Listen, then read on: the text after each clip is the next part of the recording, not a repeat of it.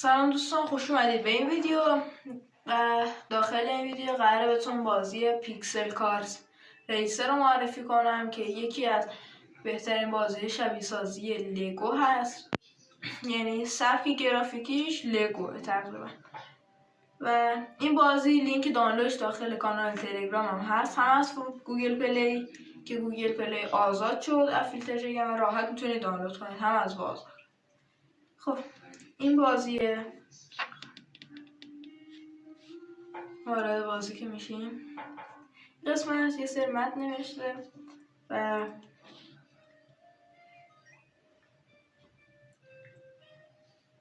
صرف میکنم که بیاد. بعد این قسمت استارت رو میزنید پایین. اینجا میگه اصلا سلام، اسمتون رو وارد میکنم اینجا.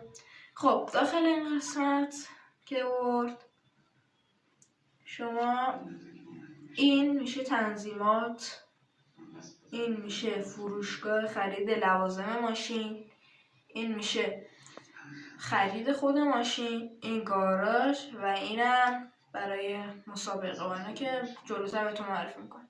ما وارد گاراژ میشیم. خب اینجا من یه ماشین دیگه اسپورت دارم چون قبل اینو بازی میکردم، ولی خب یه ماشین فابریک برای ویدیو آوردم. خب میزنید روی عکس ماشین تو، بعد گاراژ رو میزنید، بعد میایم این قسمت شما محیط گاراژتون رو میتونید تغییر بدین.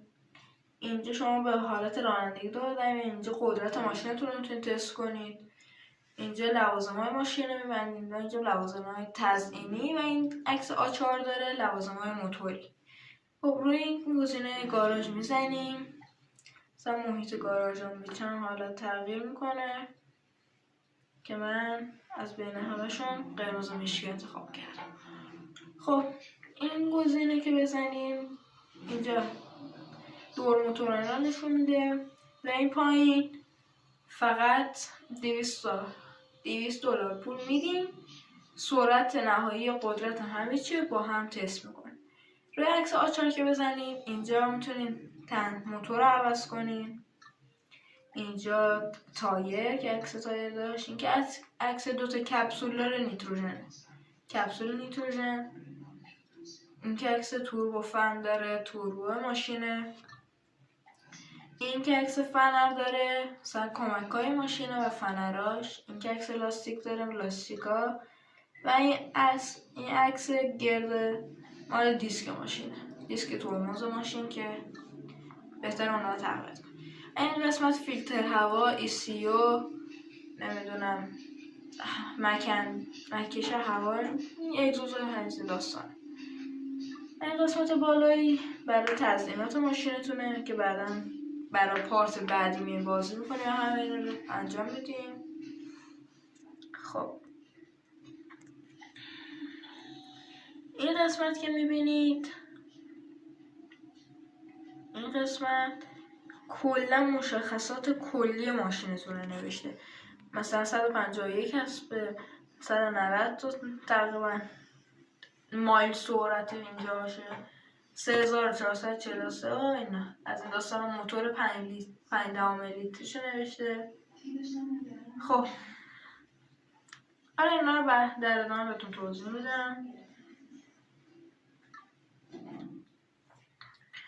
خب از این قسمت مثلا اینجا که اومدین با این گوش را کار نداره، با این میره داخل فروشگاه دوباره. این میتونید سکه وانه برای بازی بخرید و این گزینه رو اگه بزنید یه لحظه شنونده اومد بیرون. خب این گزینه رو که بزنید 3 خطه و این 3 خط دوباره بالایی که بزنید میره روی قسمت بعد اینجا ریس اولیه میزنیم و اینجا 2 تا گزینه داره که الان بهتون معرفی میکنم. این گزینه برای اتوبان و داخل شهر که بخواید تاپ بخورینه سرعت برین، و این گزینه برای مسابقه است. بعد ما گزینه مسابقه رو میزنیم، وسطی معمولی، مسابقه معمولی، و این آخری جامه که اونا رو بر حسب پول و امتیازهایی که داریم ببرید. وسطی ما میزنیم، بعد اینجا 3 تا گزینه براتون باز میکنه. 1 2 3. سمت چپی مسابقه سطح آسونه و مثلا کلاج دنده دیگه نمیخواین بگیرین، مثلا دنده عوض کنین، اتومات دنده میده. وسطی باید کلاج بگیرین دنده بدین و آخری هم همینطور. و وسطی آخری خیلی سخته، ولی مثلا شما میتونین کلاج نگیرین و بدون کلاج دنده بدین، مشکل نداره. ما اولی انتخاب میکنیم. اینجا هم دوباره 3 تا گزینه باز میکنه. خب داخل این 3 تا گزینه اولیه مثلا 1/4 مایل مسافت زمین مسابقه، دومیه 1/2 مایل یعنی وسطیه، و سومیه 1 مایل مسافتات. ما مثلا 1/4 مایل میریم. بعد اینجا مثلا میگه هوا بارونی باشه، شب باشه، روز باشه یا برف. ما روز انتخاب میکنیم و اینجا نوشته گو میزنیم. این قسمت چون اول اینجا که میرسیم باید گاز ماشین فقط همینجوری نگه دارین و برید کنید و حواستون باشه دمای موتورتون بالا نره. بعد تو این گزینه این خب شما مثلا الان حرکت میکنی، هر شما با موقع حرکت کنید. چون من خواستم نشونتون بدم یکم طول کشید و دیر شد زمان حرکت. و الان مثلا برنده شدین. این 1/4 مایل مسافت بود. الان مثلا ما باختیم چون اون جلوتر و بهتون جعبه‌های شانسی میده. مثلا یه جعبه میده 900,000 تا پولشه، یا مثلا یه رینگ لاستیک بهتون میده 2000 تا پولشه، بستگی به جعبه‌ای که میده داره.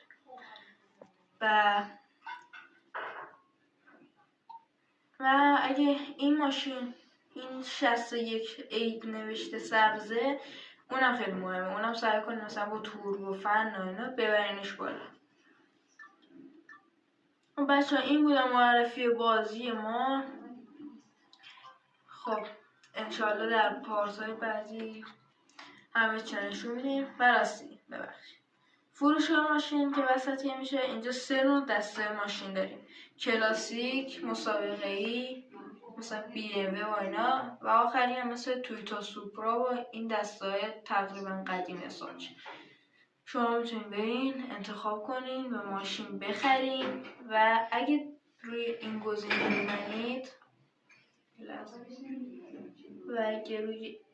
گزینه بزنید میتونید ماشینتون رو بفروشید. خود ماشینی که دارین نه، حداقل باید 2 تا ماشین داشته باشین تا بتونید بفروشید.